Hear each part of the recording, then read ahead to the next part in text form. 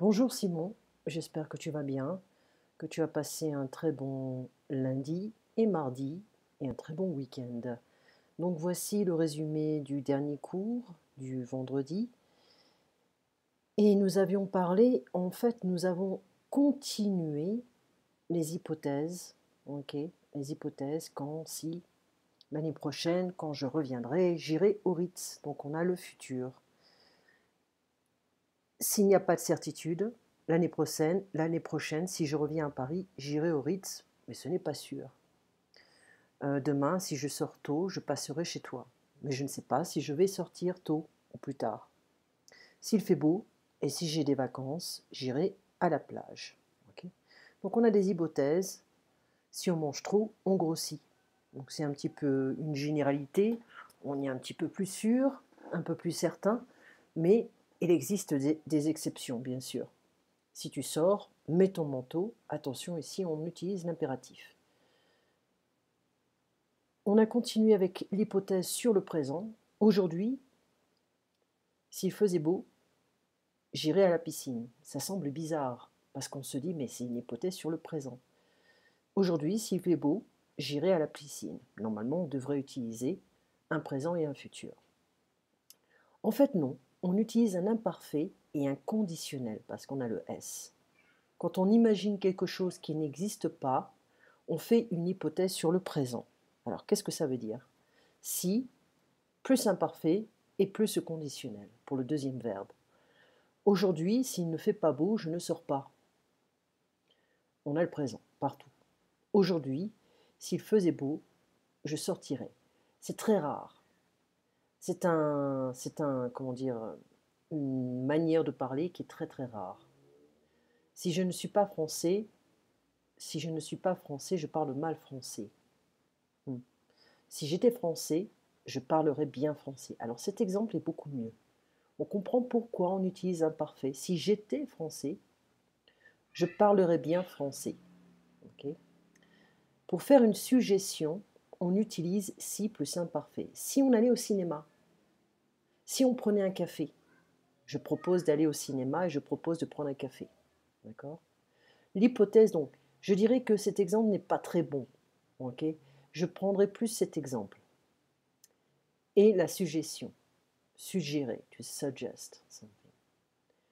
L'hypothèse sur le passé, hier, s'il avait fait beau, je serais allé à la piscine. Alors ici, on cumule le plus que parfait et le conditionnel passé. Quand on imagine quelque chose qui n'a pas eu lieu, on fait une hypothèse sur le passé. S'il avait fait beau, je serais allé à la piscine. Certaines personnes pourraient dire « j'aurais été à la piscine ». Okay. J'aurais été à la piscine. Dimanche dernier, il n'a pas fait beau, je ne suis pas sorti. Dimanche dernier, s'il avait fait beau, je serais sorti. Conditionnel passé. Hier, je suis parti en retard et j'ai raté le train. Hier, si je n'étais pas parti en retard, je n'aurais pas raté le train. On a toujours une hypothèse. D'accord. Le plus souvent, on utilise le présent. Hier, je suis parti en retard et j'ai raté le train. Okay. Si vous avez mal aux dents, que feriez-vous? Si j'avais mal aux dents, j'irais chez le dentiste. Si vous aviez un an de congé, où iriez-vous? Si j'avais un an de congé, j'irais en Italie, j'irais en France, etc. Si vous aviez un perroquet, comment l'appelleriez-vous? Si j'avais un perroquet, je l'appellerais Ara. Whatever. Si vous changiez de ville un jour, où iriez-vous? Si je changeais de ville un jour, j'irais à Los Angeles. Si vous ne faisiez pas de grammaire en ce moment, que feriez-vous? Si je ne faisais pas de grammaire en ce moment, je regarderais un film ou je lirais un livre. Imaginez d'autres réalités. Je suis anglais, je parle anglais. Si j'étais français, je parlerais français. Alors attention, souviens-toi bien qu'on utilise un conditionnel, pas le futur. On est en hiver, il fait froid. Si on était en été, il ferait chaud. J'habite en ville, je n'ai pas de chien. Si j'habitais à la campagne, j'aurais un chien. Tu ne fais pas d'efforts, tu ne fais pas de progrès. Si tu faisais des efforts, tu ferais des progrès. Je n'ai pas le permis, je ne conduis pas. Si j'avais le permis, je conduirais. Si vous avez besoin d'argent liquide, qu'est-ce que vous faites? Si j'avais besoin d'argent liquide, j'irais à la banque. Vous trouvez un dossier dans un taxi, que faites-vous? Si je trouvais un dossier dans un taxi, je le donnerais au conducteur de taxi ou j'irais à la police. Il y a une fuite dans votre cuisine. Qu'est-ce que vous faites? S'il y avait une fuite dans ma cuisine, eh bien, j'éteindrais tout. Okay, je fermerai tout. Nous sommes bloqués dans l'ascenseur, que faites-vous? Si nous étions bloqués dans l'ascenseur, nous appellerions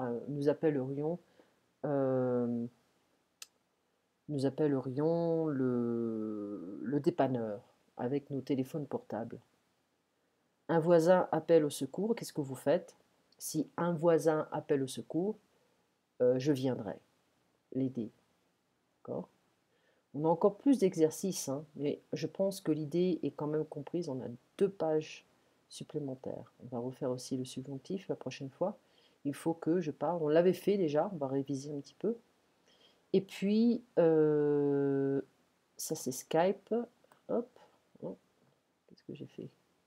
Voilà, ce sont tes réponses.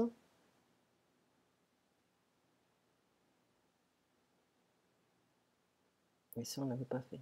Je ne l'avais pas fait. Si j'étais maire de ma ville, j'interdirais le stationnement dans le centre, je multiplierais les passages souterrains pour les voitures, je doublerais avec un E le nombre de taxis, je planterais des arbres et j'utiliserais les fleuves pour les transports. Okay. Donc j'avais eu un problème avec Skype qui ne voulait pas redémarrer sur mon ordinateur. Et nous avions parlé de Reddit, qui est un forum public où on poste des commentaires. C'est une bonne plateforme pour promouvoir et parler de plusieurs sujets. L'un des fondateurs de Reddit a investi dans Better, en Get Better. L'un des investisseurs, okay. To launch is lancer. Alors, vous allez utiliser, toute la compagnie va utiliser Reddit pour promouvoir Get Better. Ils vont parler de la nouvelle application et du nouveau site internet. To design is dessiner, désigner. On ne va pas utiliser désigner parce que c'est en fait désigner du doigt, désigner quelqu'un. C'est en fait to target someone, to show someone with a finger. Or to select someone. Donc on va dire dessiner, créer ou concevoir. Voilà, concevoir c'est le plus populaire. C'est la jungle, c'est un bordel. Okay, les assurances santé en général, c'est la jungle. J'ai souvent pensé qu'il n'y a aucune raison pour Get Better d'exister. On s'aperçoit que le système est de plus en plus absurde. On ne devrait pas avoir besoin de ça. Atteindre is to achieve, to reach. Ça sera intéressant de voir si Get Better atteint la prochaine étape. Il va y avoir une collecte de fonds, fundraising. Semer de l'argent, c'est like, je ne sais pas pourquoi j'ai utilisé cette expression. Il faut garder ici collecter ou une collecte de fonds, fundraising. Okay. Tenter de, is to try, to tempt something. Nous allons tenter d'atteindre la prochaine étape en automne ou en hiver, cette année. Je vais te dire quand Rachel apparaît ou va apparaître sur Reddit, ou tu vas me dire quand elle va écrire des messages sur Reddit. Okay. S'affoler, c'est to panic.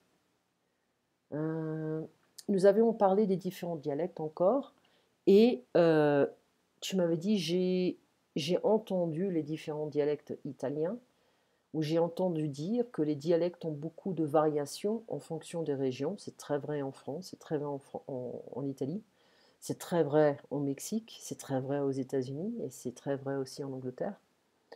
ok. Et il est bien connu en Italie. Ah, on avait parlé d'un film et tu avais un problème avec ton navigateur et un appareil, hein, c'était un device. Ok. Je ne veux pas perdre du temps, donc on avait essayé de parler d'autre chose et tu avais fait une dernière tentative. Donc c'était l'histoire de, c'est- c'était l'histoire d'un monsieur qui avait une relation avec la mafia italienne et en fait c'est celui-là, voilà, mafioso. Et je l'ai déjà vu. Je l'ai déjà vu avec ma mère quand j'étais en Italie avec elle. Pour l'histoire, j'ai vécu avec mes grands-parents. Ma mère et mon père ont vécu toute leur vie en Italie, à côté de Rome. Et mon père travaillait, il allait souvent à Fiumicino, c'est l'aéroport à Rome, et il voyageait internationalement, donc il avait un travail très instable. Et ma mère n'a jamais voulu que j'étudie en Italie. Moi, j'ai toujours voulu étudier au lycée franco-italien à Rome. Et elle me disait, cette école est assez loin de la maison, donc on fera beaucoup de trajets, donc c'est mieux si tu restes avec tes grands-parents. Donc je n'étais pas très contente, mais bon, c'est un peu mon histoire. Voilà. J'ai bien sûr que j'ai été élevée entre mes parents et puis mes grands-parents. Euh, je- j'ai été, euh, j'ai baigné en fait dans les langues très très tôt, surtout avec ma grand-mère qui parlait le français, l'italien, français, le polonais. Mon grand-père, l'italien, le français, ma mère, l'italien, le français, mon père, 5 langues. Et j'ai suivi en fait le chemin de mon père. Et j'ai été très très très tôt été attirée par les langues.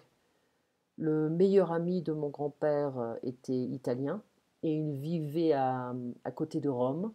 Et lui, il connaissait 5 langues également. Donc j'étais vraiment entourée très très très très tôt par des gens qui étaient polyglottes.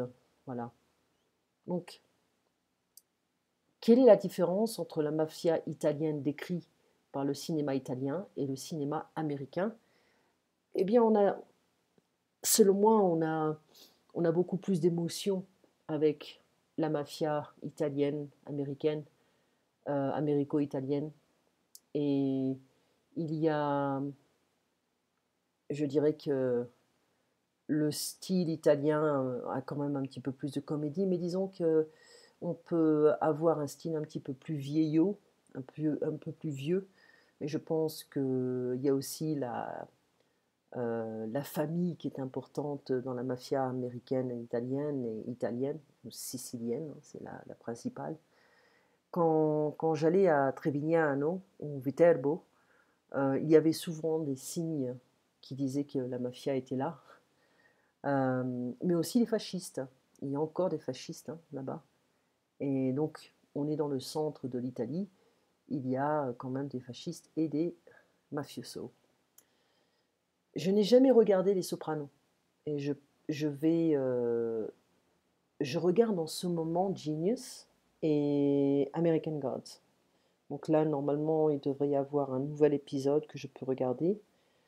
Généralement, les nouveaux épisodes se déroulent le week-end, mais j'ai pas le temps de regarder. Donc, le lundi, mardi, si j'ai un peu de temps, surtout la nuit, je me relaxe un peu avant d'aller dormir. Voilà.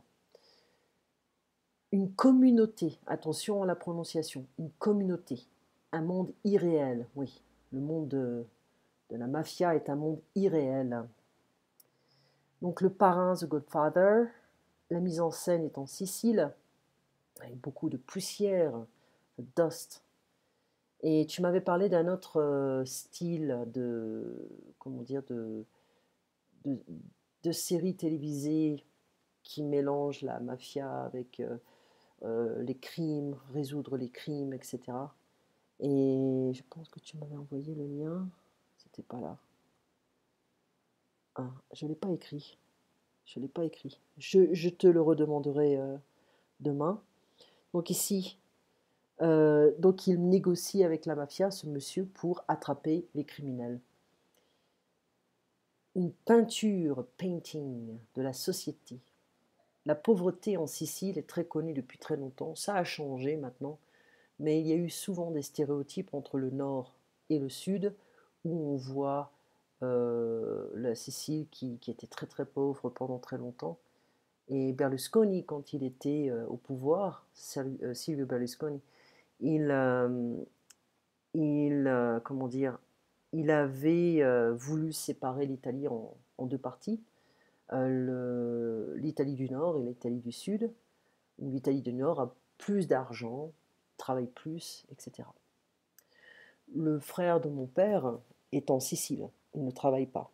Donc là, on respecte les stéréotypes. Et il a un deuxième frère qui habite à Rome et qui travaille. On est obligé de travailler à Rome, on n'a pas le choix. Les Américains ont remarqué la saleté, the decay, la pourriture, la décadence. Les immeubles sont plus âgés en Italie, la peinture se désintègre, mais ça, il y a un charme, tu vois. Quand tu vas à Venise, pardon, Venezia, ce côté decay, ce côté décadent, vieillot, euh, est attirant parce qu'on montre un peu un côté historique. Voilà. Au Mexique, par exemple, les pyramides sont ultra nettoyées. euh, il y a un côté, on dit javelisé. Le javel is a bleach, javelisé, et qui ne donne pas vraiment, qui n'attire pas. Voilà. Quand j'ai visité les pyramides à Oaxaca, les Monte Alban, les pyramides, comment ça s'appelle, Teotihuacan, euh, il y avait un côté très propre. Mais moi, ça ne m'attire pas, parce qu'il n'y a pas ce côté historique, il y a des choses qui devraient rester un petit peu plus naturelles. Et je n'ai jamais visité les pyramides de Chichen Itza, et je voudrais les visiter pour voir et comparer avec les autres pyramides. Le problème en Italie, c'est qu'il y a beaucoup de prostitution qui vient d'Afrique ou d'Europe de l'Est. Et là, on a des Nigériennes qui sont à côté du Vatican. Euh, une fois, j'étais en voiture avec ma mère, on était un peu à l'extérieur de Rome, et on était arrêté à un feu rouge où il y avait beaucoup de prostituées qui faisaient les allers-retours entre le bois, la forêt, et, euh, et puis bon, ben, les voitures qui s'arrêtaient pour elles. Et ma mère était outrée, et moi j'étais surprise. Voilà. Donc à Florence, Firenze, les gens ne remarquent rien. Donc en général, oui, c'est vrai, les gens sont habitués. Tu m'avais dit que tu avais vécu à Firenze, à Rome, où tu faisais le guide. Ok, j'étais un guide touristique privé pour les Anglais. Je suis restée près du centre de Florence. Je prenais, tu peux dire, je prenais, I was taking the subway, je prenais le métro ou je voyageais dans le métro. Tu n'habitais pas près d'une station de métro, mais tu vivais dans une pension près de la place. C'est moins cher d'habiter dans la banlieue de Florence et c'est très difficile d'y habiter pendant la saison touristique, j'imagine. On peut échapper à la foule, échapper à, to escape, euh, mais durant les saisons touristiques, par exemple le Coliseum, c'est un cauchemar. Il y a beaucoup de choses que les touristes veulent voir, mais quand on les connaît déjà, on les évite. Voilà. Mon mari voudrait visiter Rome parce qu'il ne connaît pas, donc il veut visiter les lieux touristiques. Moi, ça ne me plaît pas. Voilà. Alors, soit on y va hors saison, hors is H-O-R-S, en dehors de la saison touristique, et puis comme ça, on est tranquille. J'ai voulu visiter une église, la basilica di San Pietro in Vincoli. Euh, attends. Et il y a tellement d'églises aussi là-bas, c'est comme une.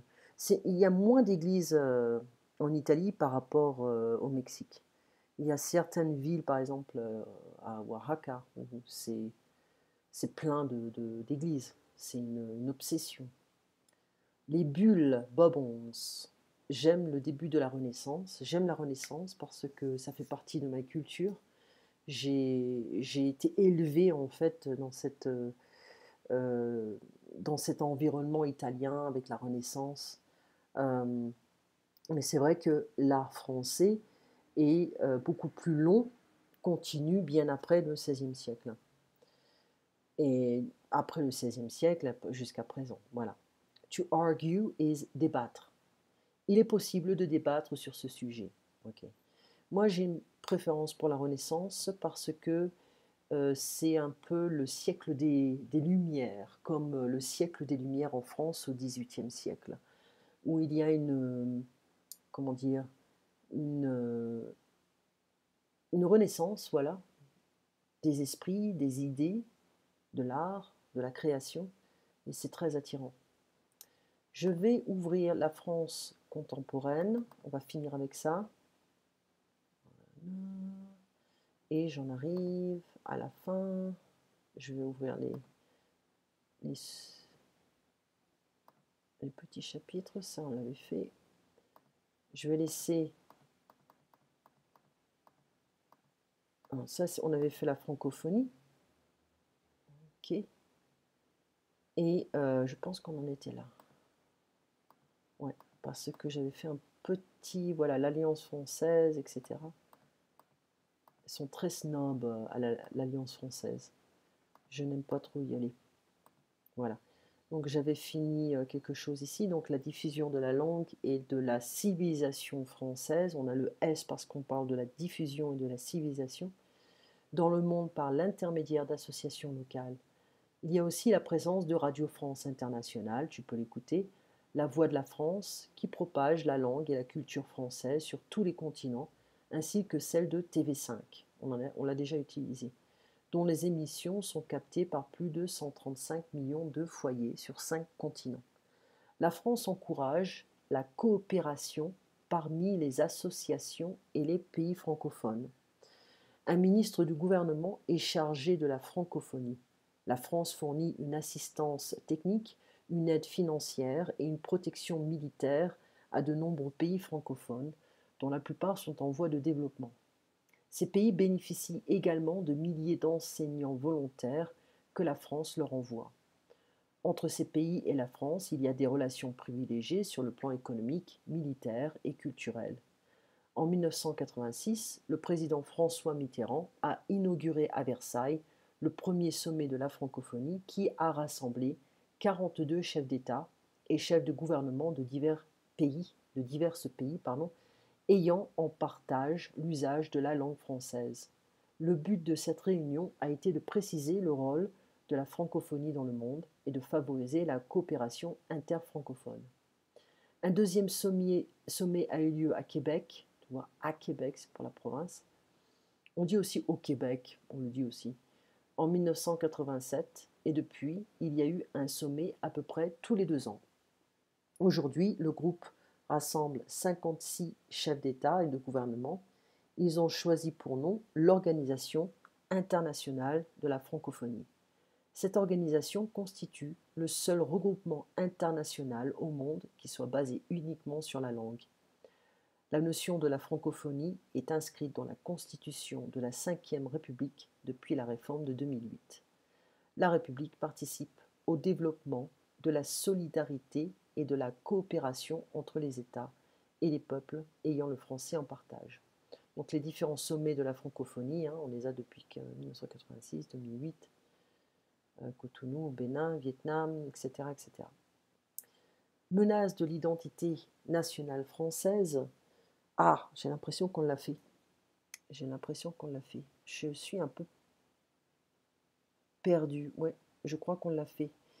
Je suis perdue. Je pensais qu'on l'avait déjà fait. Il faut que tu me le précises parce que là, je me souviens plus du tout. Je pense qu'on avait déjà fait la menace de l'identité nationale, ok, avec, eh bien, si, on l'avait fait. Je me souviens plus. Je vais le lire, ok, on finit avec ça. Menace à l'identité nationale française, Napoléon avait envisagé l'unification linguistique de la France comme une barrière de protection contre la menace représentée par l'existence des langues régionales. Celles-ci, en effet, risquaient de remettre en question la notion d'une identité nationale française uniforme et homogène. La République a continué cette politique au cours du XXe siècle.